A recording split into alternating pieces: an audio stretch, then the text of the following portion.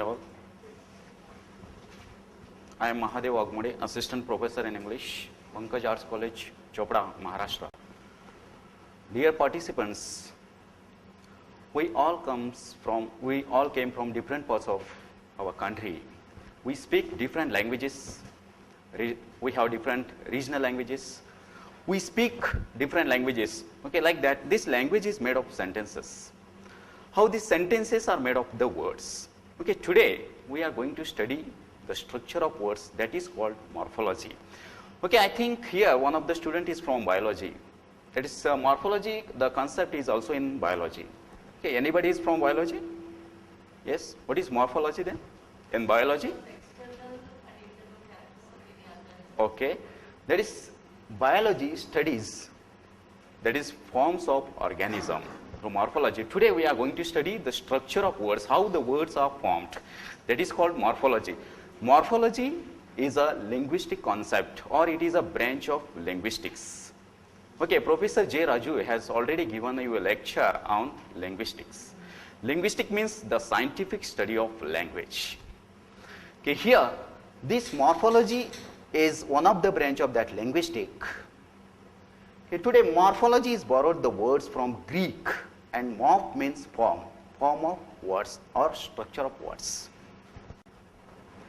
Here in English, in many other languages, okay, many words can be broken down into parts. Okay, for example, I had given here example unhappiness. Unhappiness is divided into three morphemes: unhappy and ness. And you take any example, for example, horses, it is divided into two morphemes, horse and s. That is plural, walking, walk and ing.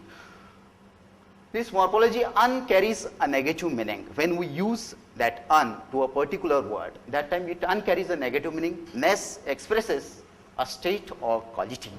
And after that, s sometimes expresses plurality, sometimes it expresses possessions, and ing conveys a sense of duration. Okay, if you take any word, good, bad, yes, no, all these are the words are independent words. Okay, these independent words are called free morphemes. Here, what is morpheme? In morphology, there is one part, morpheme. That is smallest unit which has a meaning, independent meaning or grammatical function. That words can be broken down into are known as morphemes. Okay, that word should be a particular meaning. That is a minimal, meaningful unit is called morpheme. So to be clear, in unhappiness, the word un is also morpheme, happy is also morpheme, and ness is also morpheme. And how? That is, yes is, I already given the example of good, bad, yes, no, like that. There are different types of morphemes in English. Or that is, there are several important distinctions we can make. That is free morphemes and bound morphemes. First we will see what is free morphemes. Free morphemes are morphemes which can stand alone. That is, for example, the word is happy. Happy is a free morpheme. Okay, there is no need to attach any words. That is happy, good, bad, any simple base word. These free morphemes are also called base words or root words or stem words. And as compared to free morphemes, bound morphemes is different. That is, totally it is opposite of free morphemes. You can say it bound morphemes never exist alone. Okay, it never stand as words themselves, but are always attached to some other morphemes like un, ness, beautiful in beautiful, ful is there. Okay, impossible, I am is there. Okay, like that, these are the bound morphemes. Okay, here you have already studied, I think, prefixes, suffixes and infixes. All of you know about the prefix, suffix and infixes. Every word has at least one morpheme, one free morpheme, and which is referred to as the root or the stem or the base word.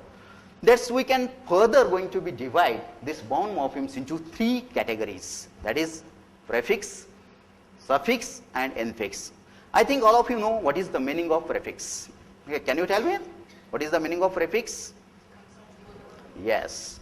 Okay, all prefix, suffix, infix is a general term that is called affix. Okay, you can say. That is, here, this is also divided into free morphemes, that is morphemes, that is derivational and inflectional morphemes. Okay, first we have studied free morpheme, and after that bound. In bound morphemes we have seen suffixes, prefixes and infixes, right? And after that derivational and inflectional morphemes. What is derivational morphemes? Okay, derivational morphemes create or derive new words by changing the meaning or by changing the class of the words. For example, good is the word. Okay, we change it into goodness, means here good word is in adjective, good word is the adjective, and when we add bound morphemes ness, then it changes the class, that is adjective into noun. Okay, that is called derivational, that is morphemes which changes the word class, also changes the meaning. For example, happy is the word, when we use unhappy. Possible is the word, when we use impossible. Possible meaning gives the different and impossible gives the different meaning. So that it is called derivational morphemes. These suffixes changes both meaning and word class. In English, you can say derivational morphemes can be either prefixes or suffixes. Then after that, the second that is type is inflectional morphemes. These inflectional morphemes don't alter words, the meaning or word class of a word. Instead, they only refine and give extra grammatical information about the words already existing. That is, for example, you take cat, cats, only the S is added. There is walk, walking, talk, talking, or talk, talked. Okay, like that. This in English, inflectional morphemes are all suffixes. Okay, you have to keep in mind that is inflectional, that is morphemes are only suffixes, not prefixes, right? Here there are 8 inflectional morphemes in English. That is, first we use S in third person singular, that is present, that is third person singular nouns. He, she, it. When we use he, she, it, that time we say he waits. We cannot say he wait. He reads. We cannot say he read. Then it is wrong. So that S is third person singular present, and second is ed, that it tells past tense. That is, he waited, he talked, he walked, like that. And the third is ing is also used, that is, it tells progressive, that is, he is waiting, he is playing, he is singing, or whatever that is. And en, that is past participle, where we have to use I had eaten, I have spoken, like that. And the yes, sometimes s is used also for plural, that is, both chairs are broken. We cannot use both chair are broken, okay, like that. And sometimes s is possessive, that is, my father's house, okay, my friend's house, like that. Here sometimes er, that is suffix is comparative, it says he was faster, he was smaller, like that. Sometimes est superlative is there, he was the fastest, he was the bravest. Okay, these are the 8 inflectional suffixes, that is morphemes. And after that, after studying suffixes, prefixes, we come to the word formations, how the words are regularly generating, new words are coming, new words are generating.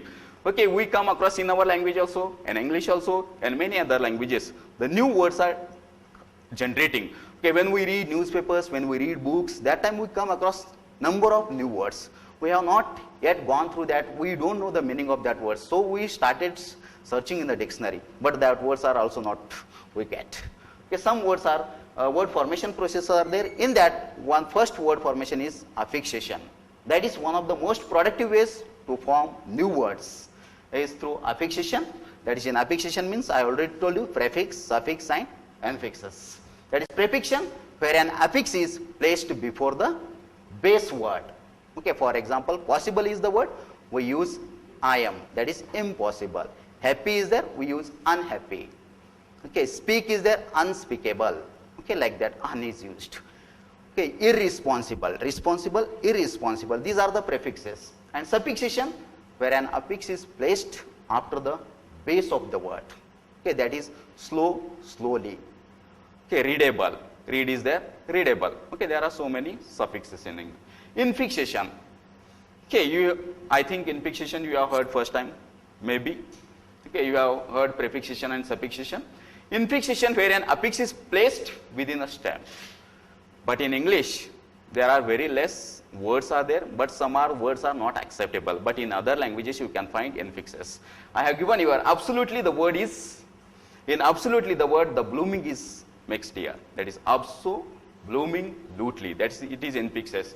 But I have given the example from Tagalog, a language of the Philippines. How the Philippines language, that is Tagalog, the infix is used, is used for infinitive forms of verb. For example, sulat is the word. The meaning of sulat is right. when they use infixes, that time sumulati says, means to write. And after that, billi means buy, bumili, to buy. Okay, like that, kuha, take, kumuha, to take.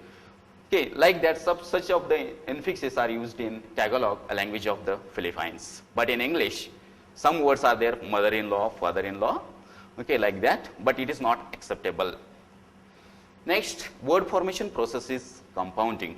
How the compounding? Second word formation is known as compounding, which is forming new words, not from bound affixes, but from one or two independent words. Two independent words we have to take and make one word. That is, I had given black and board, you have made blackboard, one word. Boy, friend, boyfriend. Air and conditioner, air conditioner. Blackbird, looking glass, text and book, textbook, watchmaker. These are the compounding. In Marathi also we can say, that is idli sambar, vada pav, pav bhaji, all these are compoundings. Okay, because we have brought two words. The next, third is reduplication. Third word formation is known as reduplication, which is forming new words either by doubling an entire free morpheme or part of morpheme. For example, if you take in English, walkie-talkie, seesaw, yes, it is only part of a morpheme, it is partial reduplication is there, and some words have entire free morphemes are there. Okay, many other in our languages also we can use. Okay, some are the reduplication, barobar, partial is there, murmur is the word, murmur, okay, like that. It is a reduplication, walkie-talkie, seesaw, ding dong, ping pong, all these are the partial, that is reduplications.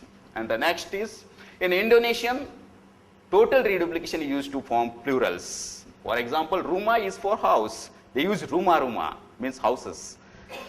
And ibu is called mother, and ibu, that is mothers. And lalat, fly, lalat flies. Okay, this is reduplication. We also find in our language, in Marathi, darodari, gorogari. Okay, these are the reduplications. Okay, same word is repeated. Some are sometimes partially it is repeated. And the next and the last is blending. That is a fourth type of word formation. Process is known as blending, where two words merge into each other. Okay, that is, the words, two words are taken and made one word. Breakfast and lunch, it is called brunch. Like that, smoke and fog, that is smog. And other you can say motel. Motel is motor plus hotel. Okay, that is called motel. Affluenza. Okay, affluenza is there. Influence. Okay, like that, we have two words. There are many words that is are daily created. Okay, we have to add two more. We have to merge two more words into one, and we have to make the one word. Okay, in this today we have studied the morphology and the word formation processes. Okay, how the words are created daily and how you can create any word. According to it is depend on you, but you have to give the meaning of that word. Okay, how these words I have found. Okay, like that. Thank you for listening patiently me. Okay, if you have any questions, you can ask me.